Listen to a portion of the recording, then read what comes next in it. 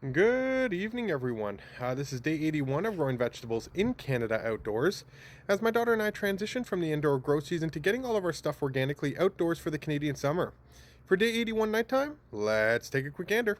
So as we go in our temperature controlled greenhouse, we have a bunch of different items on the go that are going to remain in our greenhouse. We're also going to get this wrapped up, which will take you along for the journey. So if you haven't yet, hit that follow button to follow us along for the journey of growing in the greenhouse all winter long here in Simcoe, where it gets extremely cold.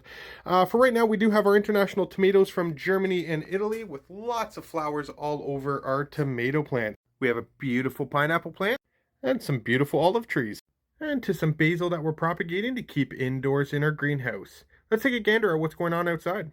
Outside of our greenhouse, where we have a bunch of items on the go, it is winding down as the season is getting colder here in Simcoe, and each of our items are separated in our garden, which will take a gander at each part.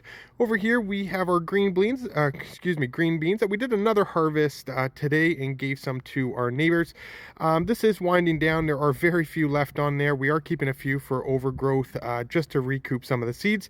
And all in front, we have beautiful companions from your marigolds, curries, asylums, and right along into our first cattle arch, where we have some beautiful pumpkins, into the back trellis where we have some cucamelons, and on to our second cattle arch where we have some more cucamelons that we did another harvest today, and right beside it we have beautiful loofah gourds.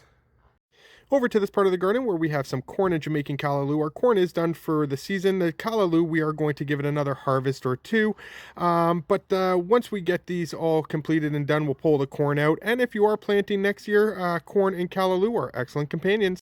Over to our potato section where we have some potatoes. More over there, we have a red Valencia peanut, which is right here. Don't know how well it's going to do as the potatoes when they were full foliage.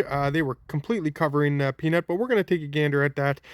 We have a bunch of onions and more companions. As we move on to our last cattle arch where we have some cantaloupes followed by some black diamond watermelon. And into our tomato section where every tomato is gradually starting to turn color here now. Again, as it is getting cold in Simcoe, these will start to turn and we'll have an abundance of tomatoes.